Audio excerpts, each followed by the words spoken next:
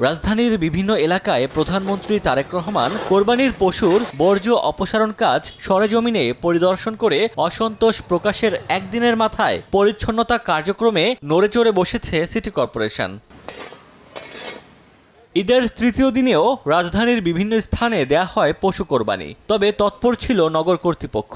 সঙ্গে সঙ্গে নামে বর্জ্য অপসারণের কাজে। শনিবার সকাল থেকে রাজধানীর অন্যতম দৃষ্টিনন্দন এলাকা হাতিরঝিল লেক ও আশপাশের এলাকায় পরিষ্কার পরিচ্ছন্নতা কার্যক্রম শুরু করে রাজুক। 2 দিন ধরে প্রচুর খাটাচ্ছি, যেরকম 6 গাড়ি থেকে 7 থেকে 8 গাড়ি করে আমরা মলা 2 দিন ধরে মারতাছি। সব মলা ক্লিয়ার করে ফেলছে, এখন নতুন করে কুরবানি জিরা হচ্ছে, সেই মলা ক্লিয়ার তারা বার করে দেবে, তা আমরা নিয়ে যাব। তবে রাজধানীর বাইরের দৃশ্য একেবারেই আলাদা। নেই পশুর কোনো বর্জ্য বা অন্য কোনো আবর্জনা। 6000 মেট্রিক টন বর্জ্য অপসারণ করে চমক দেখিয়েছে চট্টগ্রাম সিটি কর্পোরেশন। নগরীর 41টি ওয়ার্ডে 3500 পরিচ্ছন্ন কর্মী একযোগে কাজ করেন।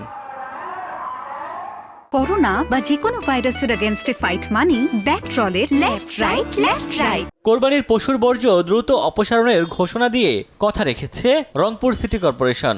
অলিগলি কিংবা ব্যস্ত সড়ক কোথাও নেই ময়লার চিহ্ন।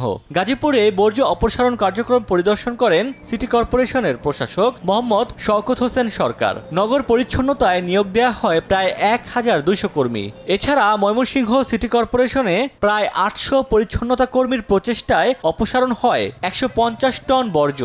সিটি কর্পোরেশন ঈদের আগের দিন আমাদের ব্লিচিং পাউডার একটা করে ব্যাগ দিয়ে গেছে। আজকেও দেখলাম যে আমাদের ময়লা ঠোলা সব নিয়ে গেছে, বর্জ্য যেগুলো আছে সব পরিষ্কার করা হয়েছে। সিটি কর্পোরেশন খুব সুন্দর কাজ করছে, আমার খুব ভালো লাগছে। পরিষ্কার পরিচ্ছন্ন দেখা যাচ্ছে চারিদিকে, সব পরিষ্কার ঝকঝকা।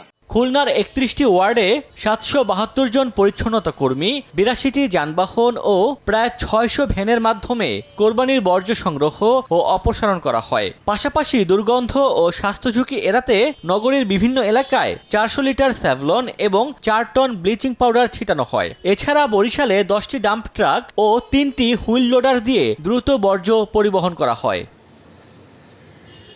ওমর ফারুক, সময় সংবাদ।